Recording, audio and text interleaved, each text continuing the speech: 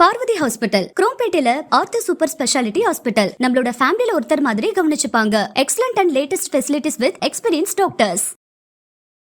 இந்த கார் வந்து சின்ன பக்கெட் லிஸ்ட் தான். அது பெரிய ட்ரீம் அப்படிலாம் இல்லை. நமக்கு ட்ரீம் வந்து சினிமா தானே.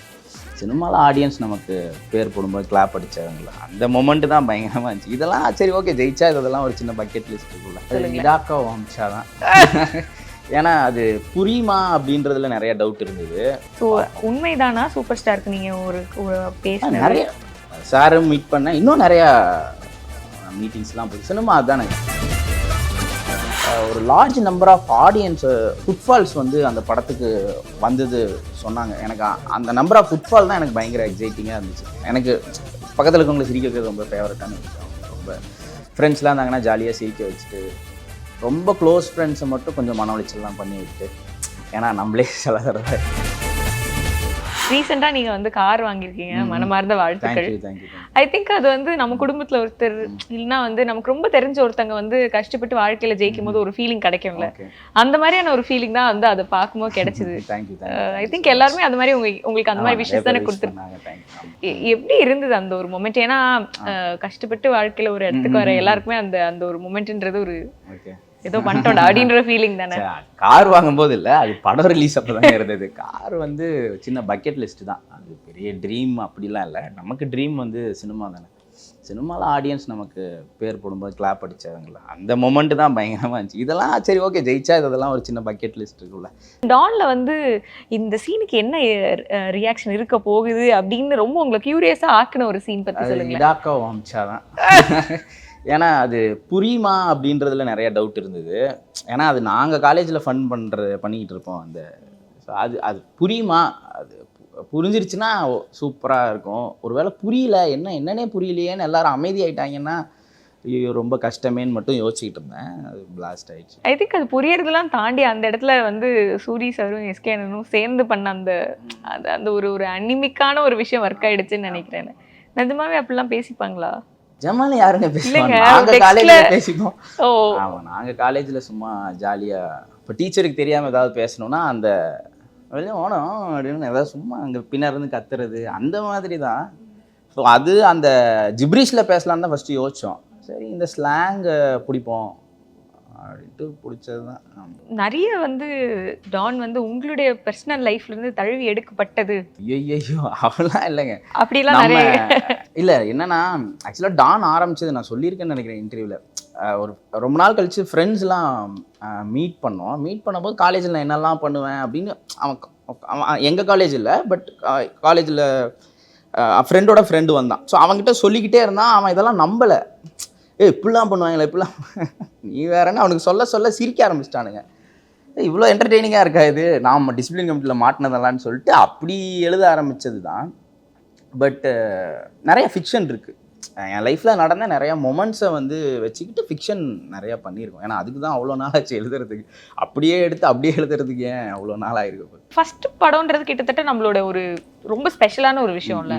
அதுக்கு ஒரு ரிஜெக்ஷன் வரும்போது இல்லை அதுக்கு இங்கே ஒரு நோ சொல்லும் போது அது எப்படிலாம் உங்களை ஹிட் பண்ணிச்சு அண்ட் என்ன மாதிரியான காரணங்கள் உங்ககிட்ட சொல்லப்பட்டது? இல்லை சார், சில தடவை காரணமே சொல்லலை, சில தடவை காரணம் சொன்னாங்க. அது நமக்கு கன்வின்சிங்காகவும் இல்லை. இல்லைங்க, அது நம்ம ஒருத்தரோட லைஃபுக்கு ஒரு டெஸ்டினி இருக்க மாதிரி ஒரு கதைக்கும் ஒரு டெஸ்டினி இருக்கும். அது அந்த கதை இவங்களுக்கு தான் நடக்கணும் அப்படின்ட்டு இருக்கும். ஸோ அது போய் கரெக்டாக சேர்றப்போ தான் மெட்டீரியலைஸ் ஆகும். அண்டு இப்போது அதோட பொட்டென்ஷியலை நான் நம்பி எழுதுகிறேன். பட் நம்ம சொல்கிறவங்க எல்லாருமே அந்த பொட்டென்ஷியலை பார்க்கணுன்றது கரெக்டு கிடையாதுல்ல. ஸோ அது பார்க்குற இப்போ நம்ம ஒன்று யோசிக்கிறத அந்த ஆக்டர் அவங்களும் யோசிக்கும் போது தான் மெட்டீரியலைஸ் ஆகும். அப்படி எஸ்கே சார் யோசிச்சதுனால மெட்டீரியலைஸ் ஆச்சு அந்த படம். அண்ட் அது 100 crore கிளப் அப்படிங்கும் போது அது ஐ திங்க் ஒரு எஸ்கே அண்ணனோட ஃபில்மோகிராஃபிலே ஒரு மைல் ஸ்டோன். அது உங்களுக்கு ஒரு டெபியூ அண்ட் அது 100 crore அப்படின்னும் போது அது எப்படி இருந்தது? வந்துட்டோம் அப்படின்ற ஃபீலிங். ஆக்சுவலாக ஒரு large number of audience footfalls வந்து அந்த படத்துக்கு வந்தது சொன்னாங்க. எனக்கு அந்த நம்பர் ஆஃப் ஃபுட்ஃபால் தான் எனக்கு பயங்கர எக்ஸைட்டிங்காக இருந்துச்சு. ஸோ டெஃபினட்டாக இவ்வளோ ஆடியன்ஸ் நம்ம என்டர்டெயின் பண்ணியிருக்கோன்றது வந்து ஒரு பயங்கர ஹாப்பியான விஷயம் தான். இப்போ சங்கர் சார் அட்லி சார் ரெண்டு பேருமே வந்து ரொம்ப ஈஸியாக மாசஸை டார்கெட் பண்ணுறவங்க. அண்ட் அதே மாதிரி பட்ஜெட்ஸ்ன்னு வரும்பொழுது அந்த பிரம்மாண்டத்தை வந்து அழகாக கொண்டு வருவாங்க. அது இவ்வளோ மிகப்பெரிய உங்களுக்கு ஒரு லேர்னிங்காக இருந்தது. ஏன்னா பல நேரங்களில் வந்து அந்த பட்ஜெட்ஸில் தான் வந்து ஒரு டெபியூ டைரக்டருக்கு கொஞ்சம் அது ஒரு ப்ராப்ளம்ஸ் வரும் அப்படின்னு கேள்விப்பட்டிருக்கோம். உங்களுக்கு அந்த எக்ஸ்பீரியன்ஸ் எவ்வளோ ஹெல்ப்ஃபுல்லாக இருந்தது? இல்லை, பட்ஜெட் கண்ட்ரோல் பண்ணுறதுக்கு நிறையா ஹெல்ப் ஆச்சு எங்கள் டைரக்டர்கிட்ட ஒர்க் பண்ண. ஏன்னா பெரிய ஸ்கேல் படம்ன்றதுனால. ஸோ பட்ஜெட் ஆனால் நம்ம கதை தானே டிசைட் பண்ணுது. ஸோ அந்த கதைக்கு இப்போ நம்ம எழுதுகிற கதைக்கு என்ன பட்ஜெட்டோ அதை தானே நம்ம ப்ரொடக்ஷன் கிட்ட பேசுவோம். அது போய் எனி ஃபிலிம் அந்த பட்ஜெட்டு என்ன கதைக்கு என்ன தேவைன்றது ப்ரொடக்ஷனும் நம்மளும் சேர்ந்து பேசி அது இருக்கும். பட் அதை சரியாக பண்ணுறதுக்கு நீங்கள் அசிஸ்டன்ட் டைரக்டராக இந்த 2 படம் நான் வேலை பார்த்தது எனக்கு நிறைய இடத்துல ஹெல்ப் பண்ணியிருக்கு. அண்ட் எஸ்கே அண்ணனும் சரி, எஸ்ஏ சூர்யா சாரும் சரி, ரெண்டு பேருக்குமே வந்து ஒரு சென்ஸ் ஆஃப் டைமிங்ன்றது ஒரு பயங்கரமான விஷயம். ஆனால் நீங்கள் ரொம்ப ஸ்ட்ரிக்டான டைரக்டராமே. அப்படிலாம் எனக்கு என்ன வேணுமோ அதை தான் நீங்கள் பண்ணணும் அப்படி அவங்களே சொல்லியிருக்காங்க, நான் சொல்லலை. சாச்சா அப்படி இல்லை. அது நம்ம அவ்வளோ நாள் நம்ம இருந்து எழுதி அதை லாக் பண்ணியிருப்போம். அண்ட் அவங்களுக்கு சிலதெல்லாம் சூப்பராக அவங்களது இன்புட்ஸ் இருக்கும். ஸோ அதெல்லாம் நம்ம உள்ளே வச்சுருந்துருக்கோம். அண்டு சிலதெல்லாம் நம்ம எழுதுனது கரெக்டாக இருக்கோ அப்படின்ற ஒரு தாட் வரும். ஸோ அதெல்லாம் இல்லை சார், இது விட்டுறலாம் சார், இது அப்படியே விட்டுறலாம் சார் அப்படின்னு நம்ம போய் அதை 2 பேருமே ரொம்ப கிரேசியஸாக அதை அண்டர்ஸ்டாண்ட் பண்ணிட்டு. அண்ட் அதில் எவ்வளோ நீங்கள் கான்ஃபிடென்ட்டாக இருந்தீங்க? ஏன்னா ஒரு விஷயம் நீங்கள் யோசிச்சிருக்கீங்க, அதை விட பெஸ்ட்டாக கிடச்சா கூட எனக்கு அது வந்து எங்கேயோ இதில் ஒட்டாது, எனக்கு என்ன தேவைன்றது எனக்கு கரெக்டாக தெரியும் அப்படின்றதுல எவ்வளோ பிடிவாதமாக இருந்திருக்கீங்க. இல்லை, அது ஸ்கிரிப்ட் தானே. அது ஸ்கிரிப்டை கரெக்டாக பண்ணிட்டோன்னா அதை கரெக்டாக எக்ஸிக்யூட் பண்ணுறதுல தானே அடுத்து இருக்கும். ஸோ அதை சரியாக பண்ணிடலாம் அப்படின்றது தான் அதோட இது. அண்ட் ஐ திங்க் வந்து டானில் வந்து ரொம்ப வைட் ரேஞ்ச் ஆஃப் ஆடியன்ஸ் நீங்கள் டச் பண்ணிட்டீங்கன்னு நினைக்கிறேன். ஒரே படத்தில் ஒரு பக்கம் யூத், இன்னொரு பக்கம் ஃபேமிலி, இன்னொரு பக்கம் ஸ்பெஷலி அம்மா அப்பாவுக்கு வந்து அந்த படம் ரொம்ப பிடிச்சது. எங்கள் அம்மாலாம் வந்து அப்படியே கண் கலங்கி தான் வெளியவே வந்தாங்க. இப்படியே என்னெல்லாம் பார்த்தாங்க வேற, அந்த மாதிரி என்ன பிரச்சனை எல்லாம் மாட்டி விட்டீங்க அந்த மாதிரிலாம் வந்து. ஸோ ஒரு குழந்தைங்கள்ல இருந்து ஒரு பக்கம் எஸ்கே என்னோட ஃபேன்ஸ் குழந்தைங்க, காலேஜ் யூத், அண்ட் ஒரு பக்கம் ஃபேமிலி ஒரு பக்கம்.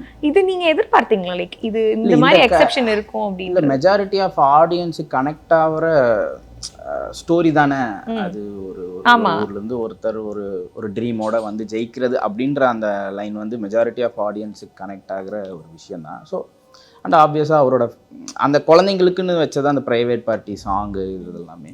ஸோ நம்ம என்ன யோசிச்சோன்னா எல்லாருக்கும் நிறைய பேருக்கு பிடிக்கிற மாதிரி படம் இருக்கணுன்றது நினச்சோம், அது நடந்துச்சு. அண்ட் அந்த லாஸ்ட் 10 minutesல வந்து அந்த பாதத்தை வந்து யோசிச்சது வந்து ரொம்ப ஒரு பயங்கரமான ஒரு விஷயமா இருந்தது. நீங்கள் எப்போது யாராவது அந்த மாதிரி ரொம்ப கஷ்டப்பட்டு ஒர்க் பண்ணி அவங்களோட அந்த இப்போ தளபதியே வந்து இந்த திருப்பாச்சி படத்தை சொல்லியிருப்பார்ல, என் தங்கச்சி கையை பார்த்தியா எப்படி காய்ச்சி போயிருக்கு அப்படின்றவ, அந்த மாதிரி அதை நோட்டீஸ் பண்ணியிருக்கலாம் மேபி உங்கள் அம்மா அப்பா இல்லை உங்கள் ஃப்ரெண்ட்ஸ்? அப்பாவது இருந்திருக்கு, நிறைய அப்பாக்கள் இது இருக்கும். அதான் நிறைய அப்பாக்களுக்கு இருக்கும் அந்த விஷயம். ஸோ அது நான் பார்த்துருக்கேன். ஸோ அதான் படத்துலையும் வந்திருக்கு. அது வந்ததுனால தான் அவ்வளோ பேருக்கும் கனெக்ட் ஆகிருக்கு நினைக்கிறேன். வாட் நெக்ஸ்ட் அப்படின்ற ஒரு மிகப்பெரிய கேள்வியே உங்களை சுற்றி வந்துட்டே இருக்கும். அதே தான் நானும் கேட்க போகிறேன். What next? 2 years கிட்ட ஆயிடுச்சு.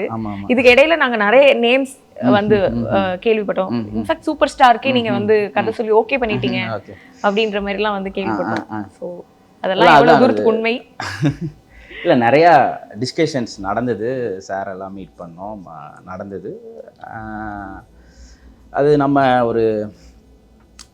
ஒரு ஹைவேல போவோம், ஒரு 3-4 வழி வரும். அந்த 3-4 வழியில் அப்படியே ஒரு வழியை சூஸ் பண்ணுவோம். ஆனால் அது ஊர்களுக்கெல்லாம் போய் நிறைய பேரை சந்திச்சுட்டு திரும்ப ஹைவேவை பிடிச்சி இன்னும் வேகமாக போவோம். பட் லேட் ஆகிடுச்சின்னு நினைப்போம். அது இல்லை, அது அந்த ஜேர்னியில் அந்த ஊரையெல்லாம் நம்ம போய் பார்த்துட்டு வந்தது தான் நமக்கு ஒரு பெரிய பிளெஸ்ஸிங்கு. ஸோ அப்படி தான் நான் நம்புகிறேன். ஆனால் நம்ம ஹைவேல தான் இருக்கோம், ஒன்றும் பிரச்சனை இல்லைன்னு நினைக்கிறேன். ஸோ அடுத்து வந்து ஒரு இல்லை, இந்த மெட்டஃபரில் நான் என்ன புரிஞ்சுக்கிறதே எனக்கு வந்து லைட்டாக டவுட்டாக இருக்குது. ஸோ ப்ராப்பராக ஒரு ஹோல்சம் என்டர்டெயின்மெண்ட் இப்போ ஒன்று எழுதியிருக்கேன். இன்னும் டானை விட இன்னும் லார்ஜ் நம்பர் ஆஃப் ஆடியன்ஸை என்டர்டெயின் பண்ணணும்னு நம்புகிறேன். ஸோ உண்மைதானா சூப்பர் ஸ்டாருக்கு நீங்கள் ஒரு பேசின நிறைய சாரும் மீட் பண்ணேன், இன்னும் நிறையா மீட்டிங்ஸ்லாம் போய் சினிமா அதுதானுங்க. கண்டிப்பாக கண்டிப்பாக. ஆனால் அது இன்னைக்கு இல்லை, ஆனால் ஒரு நாள் நடக்கும்னு நான் நம்புகிறேன். எஸ்கேனோடையும் திருப்பி நீங்க சேர போறீங்க அவங்க அப்படின்ற மாதிரியும் ஒரு பக்கம் டாக்ஸ் வந்து போச்சு. அதான் நான் இப்போதான் சொன்னேன், நிறைய மீட்டிங் நிறைய நடந்துகிட்டே தான் இருக்கும். அது நம்ம வந்து அதுல இதுவும் ஒண்ணு அப்படின்ற மாதிரி. பட் அதான் அது நம்ம கரெக்டா எல்லாமே சேர்ந்து மெட்டீரியலைஸ் ஆகும்போது தானே. ஒரு டைரக்டருக்கு செகண்ட் படம்ன்றது ஐ திங்க் ரொம்ப இம்பார்ட்டண்ட்டான ஒரு இல்லை செகண்ட் படம்னு இல்லை, ஒவ்வொரு படமுமே டேரக்டருக்கு இன்னைக்கு லைஃப் தான். ஸோ ஒரு படம் மிஸ் ஆனாலுமே அது பெரிய ப்ராப்ளம் தான். ஸோ ஆப்வியஸாக செகண்ட் ஃபிலிம் நான் இன்னும் இம்பார்ட்டன்ட் தான் எனக்கு. ஸோ கரெக்டாக பண்ணியிருக்கேன்னு நம்புகிறேன். பார்ப்போம், அது வர்ற அன்னைக்கு ஆடியன்ஸ் பார்த்துட்டு தான். ரெடியாக வச்சுருக்கீங்க எல்லாமே? 2 வருஷம் நமக்கு அசெட் வந்து லேண்ட் இதெல்லாம் இல்லை, கதை தானே. ரொம்ப சின்சியராக கதை பண்ணிக்கிட்டே தானே இருப்போம். இது வந்து ஒரு என்ன சொல்கிறது, ஒரு ட்ரெண்டா இல்லை இது எல்லாருக்குமே நடக்கிறதா அப்படின்னு தெரியல. ஃபர்ஸ்ட் படத்துக்கு வந்து ரொம்ப டைம் அப்படிங்கிறது கொஞ்சம் நிறையவே இருக்கும். அதே கம்பேர் பண்ணோம்னா செகண்ட் படத்துக்கு வந்து கொஞ்சம் கம்மியாக இருக்கும். அடுத்தடுத்த படங்களுக்கு அந்த டைம்ன்றது ஒரு டைரக்டர்ஸ்க்கும் கொஞ்சம் கம்மியாக இருக்கிற மாதிரி தோணுது. அது இந்த டைரக்டர்ஸோட கையில் இருக்கா? கண்ட்ரோல் பண்ண முடியல? பண்ண முடியாது இல்லை, டைம் நீங்கள் கண்ட்ரோலே பண்ண முடியாது. இல்லை நான் எப்படி கேட்குறேன்னா, இப்போ நீங்கள் ஃபர்ஸ்ட் படம் வந்து மெருகேற்றிக்கிட்டே இருந்திருப்பீங்க, இது எப்போ நடக்கல, வாய்ப்பு கிடைக்கல, சுற்றிக்கிட்டே இருந்தோம். ஸோ அது எங்கேயோ சம்வேர் உங்களுக்கு ஹெல்ப் பண்ணிக்கிட்டே இருக்கும்ல, அந்த டைம்ல இம்ப்ரூவ் பண்ணிக்கிட்டே. அது அந்த டைம்னால தான் அப்படின்றது இல்லைன்ற. இப்போ அவ்வளோ நாள் வாய்ப்பு கிடைக்காம அவ்வளோ நாள் ஸ்ட்ரகிள் ஆகி அவ்வளோ நடந்ததுனால தான் நாங்கள் அந்த மெருகேற்றணுன்றது இல்லைன்ற. அதே 3 மாதத்துலேயும் பண்ணியிருக்க முடியும்.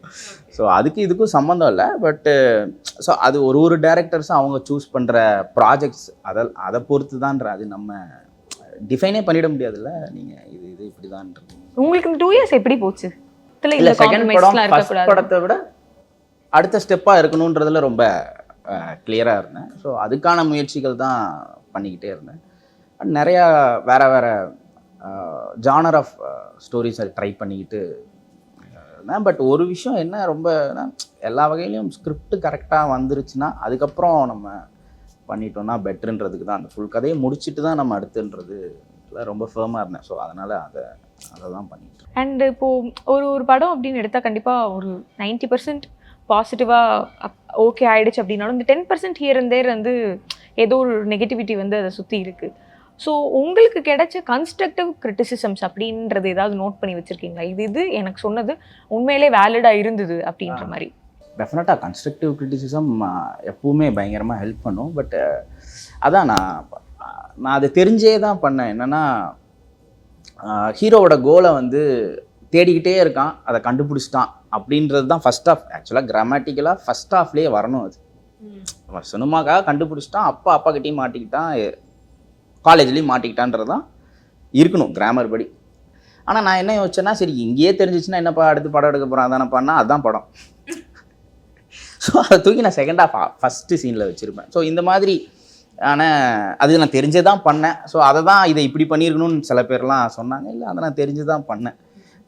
ஸோ அது செகண்ட் ஹாஃபில் சர்ப்ரைஸாக என்ன தேடிக்கிட்டே இருக்கான், அது என்ன கிடைச்சுன்னு செகண்ட் ஹாஃப் ஃபஸ்ட்டு சீனில் ஆரம்பித்து அதை நோக்கி தான் படம் போகும். ஸோ அந்த மாதிரியான விஷயங்கள் தான். ஸோ அண்ட் பெருசாக நீங்கள் வந்து ஒரு உங்களுக்கு ஏதாவது நெகட்டிவான விஷயங்கள் வருதுன்னா அது பாதர் பண்ணிக்காத ஆள் மாதிரி தான் இருக்கீங்க. பட் இல்லை அது என்ன சென்ஸில் இருக்குது, அவங்க என்ன ஆங்கிளில் நம்ம ஏதாவது சரி பண்ணிக்கணும் அப்படின்றதுல சொல்கிறாங்களா இல்லையா, ஸோ அதெல்லாம் அனலைஸ் பண்ணி தான் அதை நம்ம எடுத்துக்கிறதா வேணாமான்னு டிசைட் பண்ணுறது. அண்ட் எல்லாருக்குமே ஒப்பீனியன் சொல்கிறதுக்கான இது இருக்குல்ல.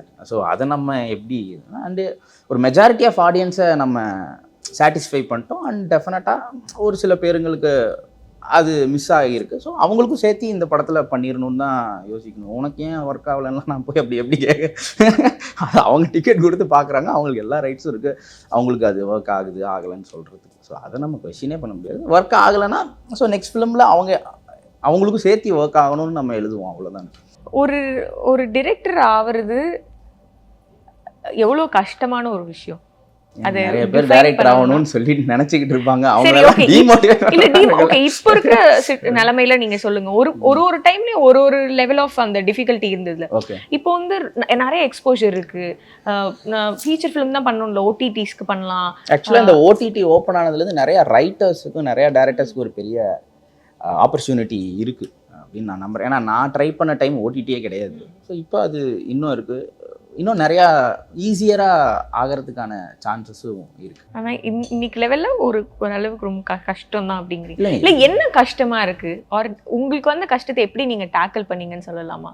இல்லைங்க அது அதே மாதிரி எல்லாருக்கும் அந்த வராது. டிசைன் பட் இருக்காது. உங்களுக்கு இருந்த கஷ்டத்தை நீங்க எப்படி டேக்கிள் எனக்கு பண்ணீங்க? இருந்த நான் பண்ண கதையோட ப்ராப்ளம் என்னன்னா, எனக்கு கம்மி நம்பர் ஆஃப் ஹீரோஸ் கிட்ட தான் இந்த படம் மெட்டீரியலைஸ் ஆகுன்றது இருந்துச்சு. ஓகே. ஸோ ஏன்னா இது வந்து ஒரு பாய் டு மேன் ஸ்டோரி.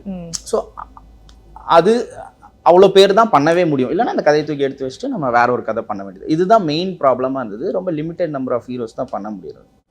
ஸோ அது இந்த கதையில இருந்த என்னோட இதில் இருந்த ப்ராப்ளமாக இருந்துச்சு மெயினாக. ஃபர்ஸ்ட் படம் ஒர்க் ஆயிடுச்சு, மேபி அது ஒரு லக் ஃபேக்டரா இருக்கலாமா? ஏன் செகண்ட் படம் வந்து வரல இன்னும் அப்படின்ற ஒரு கேள்வி அப்படின்னு வந்தா என்ன பதில் உங்களோடது? இல்லை, அது ஃபர்ஸ்ட் படம் லக்குன்னு சொல்கிறவங்க ஆப்வியஸாக செகண்ட் படம் ஒன்றாலும் லக்குன்னு தான் சொல்ல போகிறாங்க. அவங்க எத்தனாவது படத்தை ஹார்ட் ஒர்க்குன்னு ஒத்துப்பாங்கன்னு எனக்கு தெரில.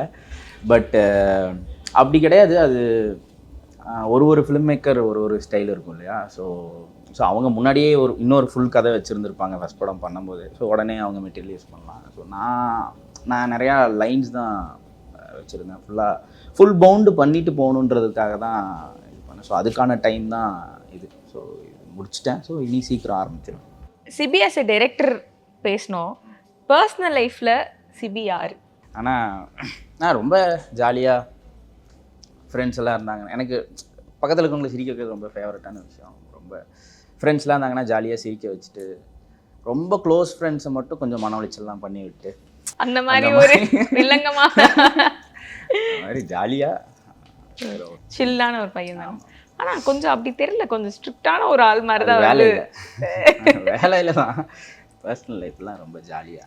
பார்வதி ஹாஸ்பிட்டல் குரோம்பேட்டையில ஆர்த்தோ சூப்பர் ஸ்பெஷாலிட்டி ஹாஸ்பிட்டல். நம்மளோட ஃபேமிலில ஒருத்தர் மாதிரி கவனிச்சுப்பாங்க. Excellent and latest facilities with experience doctors.